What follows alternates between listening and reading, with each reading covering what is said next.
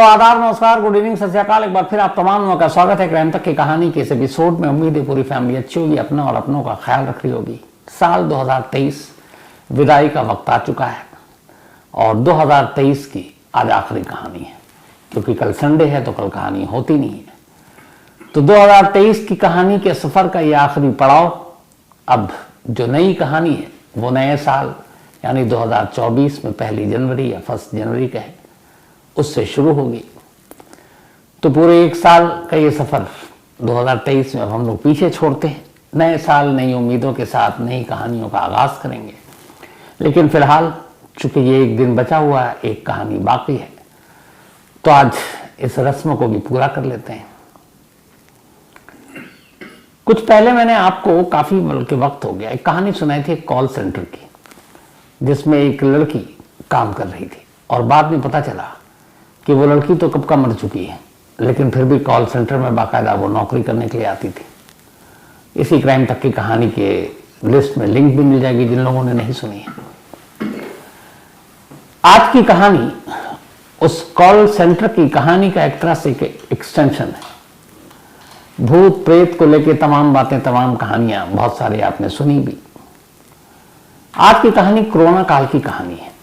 2020 में जब कोरोना ने दस्तक दिया तो पूरी दुनिया लॉकडाउन में पड़ गई। सारे कारोबार ठप हो गए, लोगों की नौकरियां गई। पहली बार देखने को मिला कि दफ्तर घर से भी चल सकता है, क्योंकि वर्क फ्रॉम होम शुरू हुआ।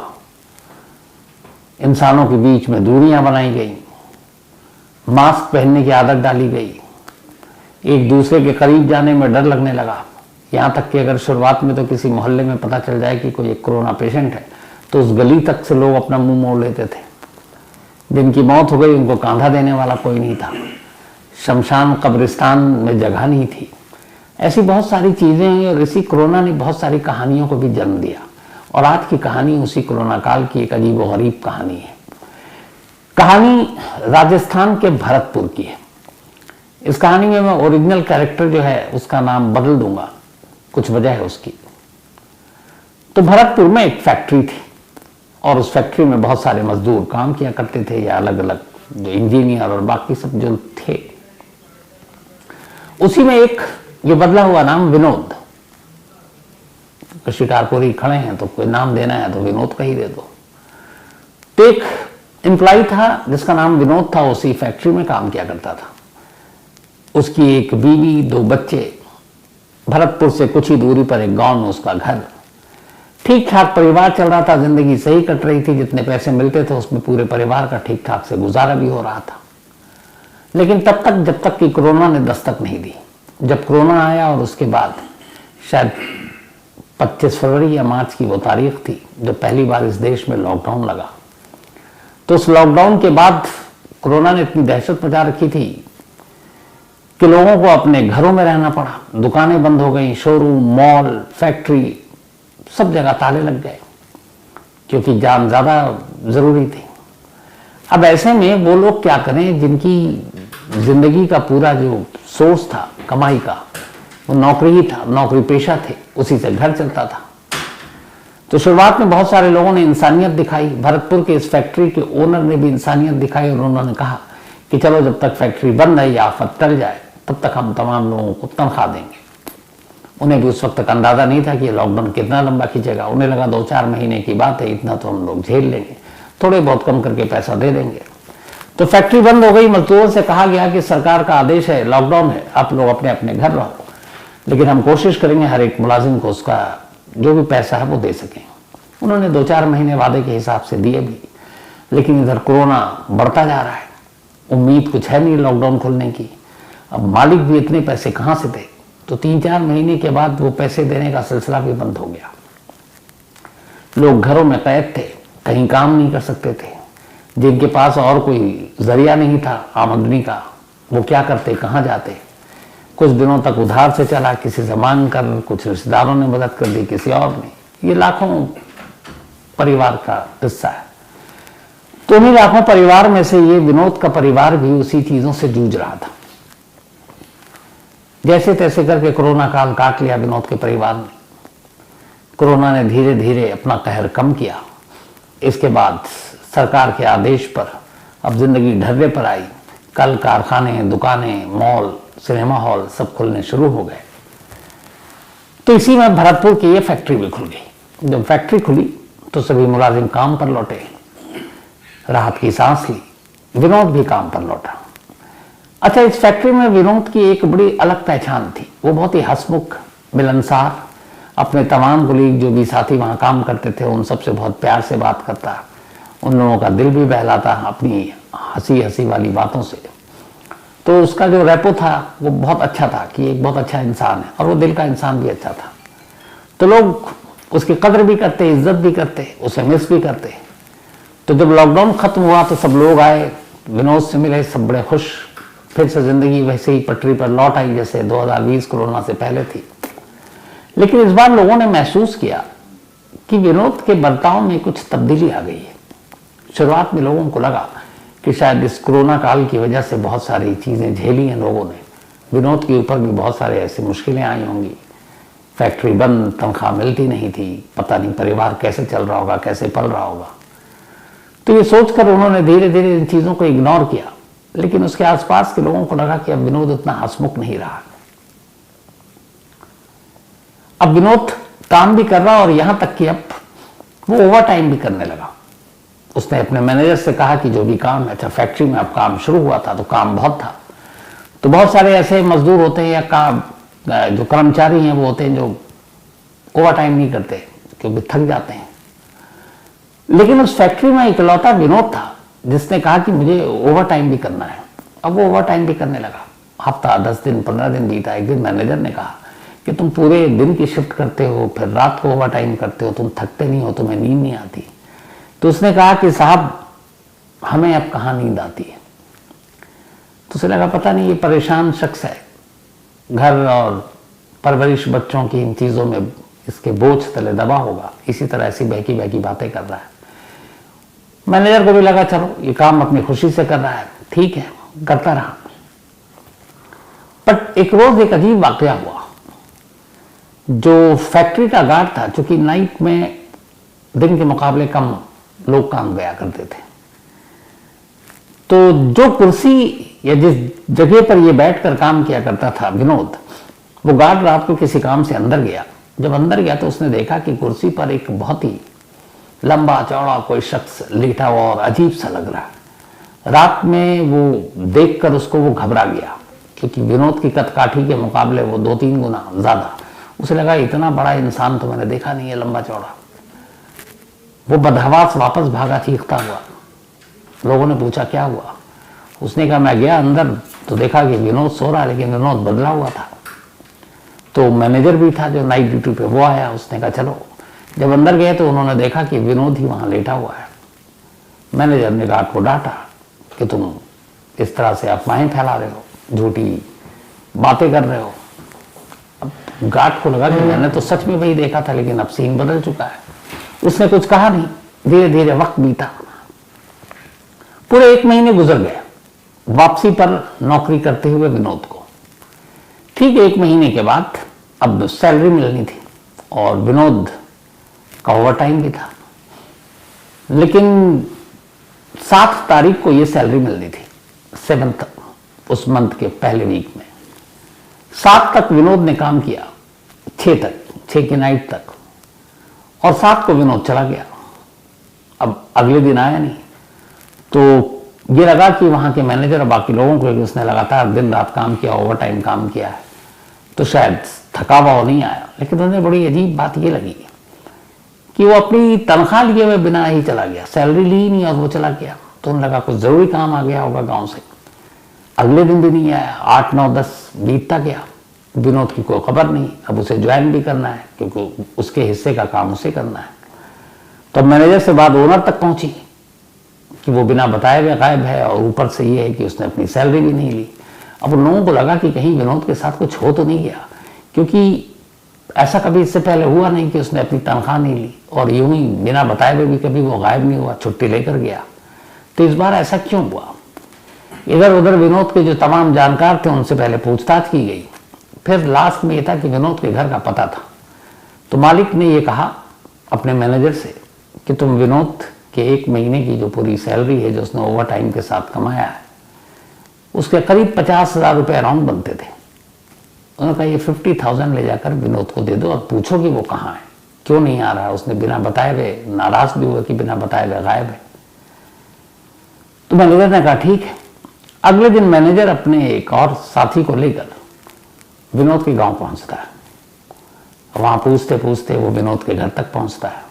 जब घर पर पहुंचता है तो देखता है कि वहां एक महिला है, 2 बच्चे। तो जाकर पूछता है कि विनोद कहाँ है। तो पत्नी उसकी तरफ देखती है। वो दोबारा पूछता है तो पत्नी कहती है कि वो तो अब है नहीं, वो तो रहे नहीं। तो कहता नहीं वो, लेकिन कहाँ गए, घर पे नहीं है, कहीं और गए। अगली लाइन जो पत्नी ने कही उसे सुनकर मैनेजर के पैरों तले की जमीन खिसक गई। उस महिला ने कहा कि जी मेरे पति विनोद को मरे हुए 3 महीने हो गए। कोरोना जब खत्म होने वाला था, अब लगा सब कुछ ठीक होगा, तभी विनोद को कोरोना हो गया और उस कोरोना के बाद उसे अस्पताल में पहुंचाया गया, लेकिन उसे बचाया नहीं जा सका और कोरोना की वजह से विनोद ने दम तोड़ दिया और इसी गांव में उसका अंतिम संस्कार किया गया। तब कोरोना की मौत को लेकर इतना छुआछूत नहीं था, लोग भी थे, गांव वाले भी आए थे, क्योंकि कोरोना बहुत कम हो गया था। लेकिन उस कम कोरोना में भी बहुत सारे लोगों की जान जा रही थी। मैनेजर ने कहा कि आप क्या बात कर रही हैं भाभी जी, अभी हफ्ता भर पहले तक तो विनोद हमारे यहाँ काम कर रहा था, बाकायदा उसने ओवर टाइम किया। पत्नी ने कहा कि आपको कोई गलतफहमी हुई है, विनोद के जैसा कोई दिखने वाले ने काम किया होगा। उसने कहा, बोला कि मैं कई साल से उसी फैक्ट्री में मैनेजर हूं और मेरी विनोद से बहुत अच्छी बोलचाल है, हंसी मजाक भी है, मैं धोखा नहीं खा सकता। मैं उसकी आवाज़ भी पहचानता हूँ, उसके अंदाज भी पहचानता हूँ, उसका चेहरा भी जानता हूँ, तो मैं कैसे धोखा खा सकता हूँ। और मैंने इस 1 महीने के अंदर उससे कई बार बात भी की। मैंने ये भी बात की कि ओवर टाइम है, तुम इतना ओवर टाइम क्यों कर रहे हो। उसने कहा कि मैंने ये भी पूछा था कि तुम्हें नींद नहीं आती। उसने कहा अब मुझे नींद नहीं आती। और आप कह रही हैं कि उसकी डेथ हो गई है। तो बोले आप मान नहीं रहे तो मैं क्या करूं, बाकी लोगों से पूछिए। अब उसने बच्चों से सबसे पूछना शुरू किया, क्योंकि मैनेजर मानने को तैयार नहीं था और जो उसके साथ था वो भी मानने को तैयार नहीं, क्योंकि हफ्ता भर पहले तक तो वो उसके साथ था और 1 महीने लगातार नौकरी की। कुछ और लोग आए, उन्होंने मैनेजर को बताया, साहब 3 महीने पहले की बात है जब विनोद की डेथ हो चुकी थी कोरोना की वजह से। जब हर एक को उसने खंगाल लिया तब मैनेजर को लगा कि ये लोग सच बोल रहे हैं, लेकिन उसको समझ में नहीं आ रहा था कि जो उसने देखा वो कैसे गलत हो सकता है। खैर और कोई रास्ता था नहीं। बदहवास मैनेजर कहता है मुझे यकीन नहीं है, लेकिन फिर भी आप लोग कहते हैं तो मान लेता हूँ। फिर उसने जेब में हाथ डाला, एक लिफाफा निकाला और बीवी की तरफ दिया। बीवी ने कहा ये क्या है। उसने कहा आप कह रही कि 3 महीने पहले मर चुका है, लेकिन हमारी कंपनी या फैक्ट्री के रिकॉर्ड में उसने पूरे 1 महीने तक नौकरी की है। न सिर्फ नौकरी की बल्कि ओवर टाइम किया है और उसका अटेंडेंस भी है। तो उसका जो मेहनताना है, उसकी जो सैलरी है, वो ओवर टाइम जोड़कर 50,000 रुपीज़ बनता है, 50,000। अब मुझे नहीं मालूम, लेकिन चूंकि हम लोग जानते हैं कि हमारे सामने उसने काम किया है, तो इस सैलरी पर आप ही का हक है। ये विनोद ने नौकरी की, विनोद ने ओवर टाइम किया, तो ये विनोद के पैसे हैं। हमारे मालिक ने कहा ये आपको देकर आने के लिए। तो अब मैं बाकी की बात मालिक को बताऊंगा, लेकिन मैं चूंकि हम सब गवाह हैं, हमने ही देखा है, तो अब ये जब विनोद नहीं भी है तो हमारे सामने तो विनोद ने काम किया, हम किसी और को पैसे कैसे दे सकते हैं, इसलिए ये पैसे आपके, आप रख लीजिए। जैसी ये बात सुनी, बीवी ने लिफाफा खोला, पैसे देखें, बीवी अब पहली बार रो पड़ी।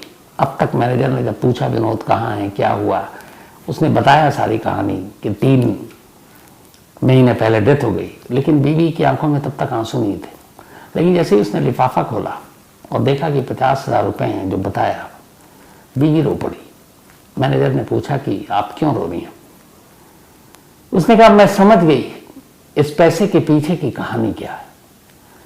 उसने कहा जब मेरे पति विनोद की डेथ हुई, उसके बाद सारे रिश्तेदार एक एक कर चले गए। अब हम लोगों ने सोचना शुरू किया, 2 बच्चे थे, मुझे कोई काम आता नहीं है, तो बच्चों की पढ़ाई लिखाई और घर का चूल्हा कैसे जलेगा, कोई मदद करने को आएगा भी नहीं। और बाकी लोग ऐसे थे कि उन्होंने मदद भी नहीं की। तो मैं बड़ी परेशान थी और दोनों बच्चों को लेकर कि वो ऐसे इस उम्र में चले गए कि अब घर का क्या होगा। तो मैं एक दिन अपने बच्चों से रोते हुए ये बात कह रही थी कि अगर कोई हमारी मदद कर देता और हमें 40-50 हज़ार रुपये दे देता तो हम इसी घर के बाहर एक छोटी सी दुकान खोल लेते और उस दुकान से हमारा घर चल जाता। बीवी ने कहा कि शायद विनोद ने ये बात सुन ली। अब विनोद का मतलब उसकी आत्मा ने, और उसने कहा कि देखिए ठीक 40-50 बोला था मैंने और आपने 50,000 ला कर दिया। मैनेजर ने कहा कि अगर वो ओवर टाइम ना करता तो शायद 35 से 40 के बीच में उसकी सैलरी बनती, पर ओवर टाइम करने की वजह से अराउंड 50,000 मिला। अब मैनेजर को ये बात समझ आई, वापस गया, उसने मालिक को सारी कहानी बताई। फैक्ट्री में कोई मानने को तैयार ही नहीं था कि विनोद पिछले 30 दिन से यहाँ काम नहीं कर रहा था, लेकिन जब उसकी पत्नी की कहानी सुनी तब लोगों को यकीन हुआ और हर एक ने माना कि वो विनोद की आत्मा थी जो पिछले 30 दिनों से यहाँ काम कर रही थी, सिर्फ इसलिए कि वो उतने पैसे कमा सके जो अपनी बीवी को दे सके और बीवी उससे एक दुकान खोल सके जिससे वो और उसके बच्चे पल सकें। तो एक पति जो मर गया फिर भी अपने परिवार के लिए इतना सोचा किया और फिर जो ख्वाहिश थी बीवी को उसको पूरा किया। मुझे लगता है साल के आखिर में ये कहानी सुनाना जरूरी था। तो आज की कहानी में इतना ही। इस कहानी पे अपनी राय जरूर दीजिएगा और आज पहले बर्थडे विश, उसके बाद साल के आखिर में एक नए और गुजरते साल पे एक शेर नज़म कहें वो भी है, वो भी आपको सुनाऊंगा। तो सबसे पहले इस 2023 के आखिरी बर्थडे विशेष, इसमें मैंने 31 दिसंबर को भी समेट लिया क्योंकि कल कहानी होगी नहीं। तो पहले तो खुशहाल तोमर, विनोद शिकारपुरी के बेटे, उनका जन्मदिन है आज ही। अब मुझे मालूम नहीं, मैंने विनोद की पहले बेटी फिर खुशहाल ये बताता है कि इसके 3 बच्चे हैं, लेकिन मुझे लगता है इस साल में मैंने 8 और 9 तो विश कर दिए होंगे। अब या तो झूठ है, गलत है कि 3 ही हैं या 8-9 हैं, ये फिर और भी कहीं इसके बच्चे हैं, मुझे डाउट है इस पर। फिर भी खुशहाल तोमर, हैप्पी बर्थडे बेटा, हमेशा खुश रहो, अच्छे रहो। तुम्हें बैट भी मिल गया तो उससे अच्छा क्रिकेट खेलो, और क्या कह सकता हूँ। और पढ़ाई लिखाई पे ध्यान दो क्योंकि तुम्हारे मार्क्स कम आ रहे हैं, तो इसलिए अच्छे से पढ़े लिखो। दूसरा है अंश का जन्मदिन, तो हैप्पी बर्थडे अंश, और ये भेजा है बिंदु देवी, अजीत चौधरी और अजय भारती जी ने। साथ ही आफिया फातिमा, इनका भी आज बर्थडे है, तो हैप्पी बर्थडे आफिया। और ये भेजा है तैयब शरीफ ने, उनकी बेटियां हैं। सीरत कौर, इनका भी जन्मदिन कल है 31 को, तो एडवांस में हैप्पी बर्थडे सीरत कौर जी। और ये भेजा है मौसम जी ने, और मौसम के बिटिया है सीरत। साथ ही मोहम्मद इरफान का भी आज जन्मदिन है, तो हैप्पी बर्थडे इरफान। इसके अलावा संतोष पाल सिंह, इनका भी जन्मदिन है, हैप्पी बर्थडे संतोष जी। और ये शीतल कौर जी ने भेजा, उनके हस्बैंड है संतोष। विद्या का भी बर्थडे है, तो हैप्पी बर्थडे विद्या। और ये निशा नेगी ने भेजा, उनकी फ्रेंड है। प्रेम बिस्ता, इनका 31 को है, तो एडवांस में हैप्पी बर्थडे प्रेम बिस्ता साहब। सूरज का भी जन्मदिन है, तो हैप्पी बर्थडे सूरज, भेजा है कार्तिक ने। इसके अलावा सीहू, इनका भी आज बर्थडे है, तो हैप्पी बर्थडे सीहू। और ये भेजा है हिमांशु पटेल ने। साथ ही परी कुमारी 31 यानी कल इनका बर्थडे है, तो एडवांस में हैप्पी बर्थडे परी कुमारी। और ये भेजा है शुभम कुमार ने, उनकी सिस्टर हैं ये। साथ ही आज बुद्धि प्रकाश जी की बिटिया का भी जन्मदिन है, इन्होंने नाम भेजा नहीं, शायद रह गया, कोई बात नहीं है। तो बुद्धि प्रकाश जी अपनी बिटिया को बर्थडे विश कर दीजिएगा जरूर, क्राइम तक फैमिली की तरफ से। इसके अलावा आरती, इनका भी बर्थडे है कल 31 को, और आरती जो है वो पुलिस में है। और इनके दोस्त है शुभम सिंह, उन्होंने ये भेजा, और शुभम सिंह ने कहा कि जो आरती है तो पुलिस में, लेकिन डिसीजन लेने से डरती है। तो आरती, मेरा मानना है कि जब भी कोई सही डिसीजन हो उसको लेने में डरना नहीं चाहिए। हाँ, गलत डिसीजन है उसके बारे में सोचना भी नहीं चाहिए। एंड ऑल द बेस्ट आरती, आपके करियर के लिए, आप पुलिस की नौकरी में खूब ऊपर जाए। इसके बाद आगे का नाम लूं उससे पहले, हाँ, रिजवान अहमद असम से हैं लेकिन दुबई में हैं, शेफ हैं। और इन्होंने सवाल पूछा है कि न्यू ईयर में लोग रेजोल्यूशन बहुत सारे बनाते हैं, आप बनाते हैं, आप उसको कैसे फॉलो करते हैं। तो रिजवान साहब, मेरा बड़ा सिंपल है, मैं कोई रेजोल्यूशन नहीं बनाता हूँ, कोई भी नहीं करता हूँ कि नए साल में मुझे ये करना है। जो करना है कर डालता हूँ, उसके लिए नए साल का इंतजार करने का कोई मतलब नहीं होता। Upendra Joshi, thank you so much Upendra ji. साथ ही चंद्रा रे, थैंक यू आपका भी। राजू अरोड़ा, इन्होंने कहा कहानियों में कुछ पिक्चर वीडियो भी डालें, पक्का कोशिश होगी राजू साहब।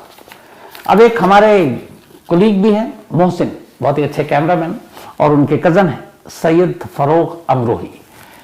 ये आप में से बहुत सारे लोग जानते होंगे, मेरे फेवरेट रहे एक शायर जॉन एलिया, तो उनकी फैमिली उनके परिवार से आते हैं सैयद फरोग अमरोही। और इन्होंने क्राइम तक फैमिली मेंबर के लिए इस नए साल पर कुछ लिखकर भेजा है। उन्हीं की ये नज्म, उन्हीं के शेर आपकी नजर सुनिए कि जनवरी है आने को, नई सुबह लाने को, इसमें क्या नया होगा कोई ये बताए तो। सुबह भी वही होगी, शाम भी वही होगी, बस फकत कैलेंडर का पेज पलटा जाएगा। गर नहीं बदलना है कुछ भी इस जहां में तो फिर ये शोर कैसा है। हर तरफ उजाले हैं, कोई तो वजह होगी, आज तो जगी होगी, जनवरी के आने की, नई सुबह लाने की। बहुत खूब सैयद फरोग अमरोही साहब।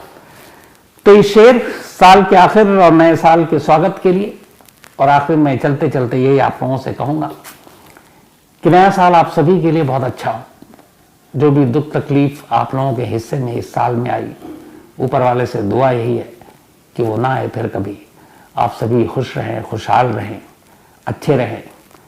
और एक ज़रूरी चीज़ ये भी कि जो भी ज़रूरतमंद हो आपके आसपास, हमेशा उसकी मदद करने की कोशिश कीजिए। करके देखिएगा, बड़ा सुकून मिलता है।